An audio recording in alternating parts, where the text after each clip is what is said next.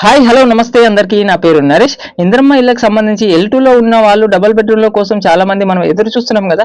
మరి వాళ్ళకైతే అప్డేట్ ఉంది. ఫస్ట్ టైం చూసిన వాళ్ళు సబ్స్క్రైబ్ చేసుకోండి, వీడియో మొత్తం చూడండి, సపోర్ట్ చేయండి. మరి వివరాలకు వెళ్తే L2లో ఉన్న వారికి మరి లిస్ట్ అయితే మండల కేంద్రాలకు వచ్చినట్టు సమాచారం. అదేవిధంగా ఆన్లైన్లో అప్డేట్ చేశారు అనమాట. వెబ్సైట్లో ఇంద్రమ్మ ఇళ్ళ వెబ్సైట్ ఉంది కదా, దాంట్లో అప్డేట్ చేశారు.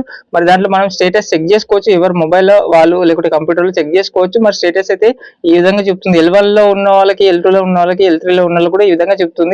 L2లో ఉన్న వారికి చాలా మందికి అయితే పెండింగ్ అని వస్తుంది. పెండింగ్ ఎంపీడీఓ అప్రూవ్డ్ అని చూపిస్తుంది.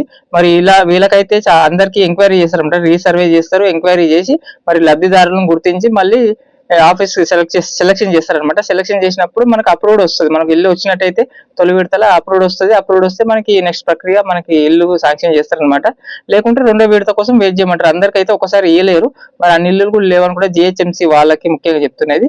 మరి తర్వాత G+3 ఇల్లు కడతారట కదా, దాని తర్వాత మనం కొంతమంది వెయిట్ చేయాల్సిందే. మరి వచ్చిన వాళ్ళకైతే లక్కీ అనమాట. L3లో ఉన్న వారికి అయితే రాదు. ఏమైనా పొరపాటుగా L3లో మన అర్హత ఉండి కూడా L3లో ఎట్లా వచ్చిందా అనే వాళ్ళు మరి వాళ్ళైతే చెక్ చేసుకొని మరి ఆఫీసర్ని కలిసి మరి మార్పించుకోవచ్చు.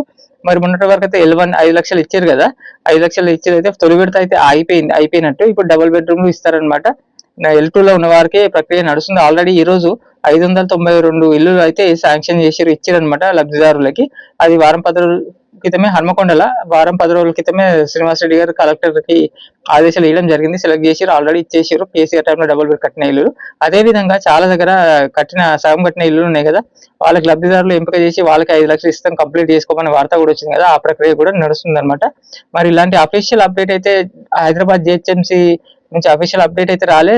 ఆన్లైన్ అయితే వెబ్సైట్ అయితే కొన్ని చేంజ్లు వచ్చినాయి. అవి అయితే చెక్ చేసుకోండి. మరి అప్రూవ్డ్ అని వస్తే మనకు ఇల్లు వచ్చినట్టే. మరి ఏదైనా డౌట్స్ ఉంటే కామెంట్ చేయండి. మరి ఇలాంటి అప్డేట్స్ అఫీషియల్ గవర్నమెంట్ నుంచి వచ్చిన అఫీషియల్ అప్డేట్స్ అయితేనే చెప్తాను నేను. మరి ఎలాంటి డౌట్ కామెంట్ చేయండి. మరి రేపు లైవ్ లో కూడా వస్తాను. ఎవరైనా చెక్ చేసుకోలేని వాళ్ళు ఉంటే మరి రేపు లైవ్ లో 9 o'clock వస్తాను.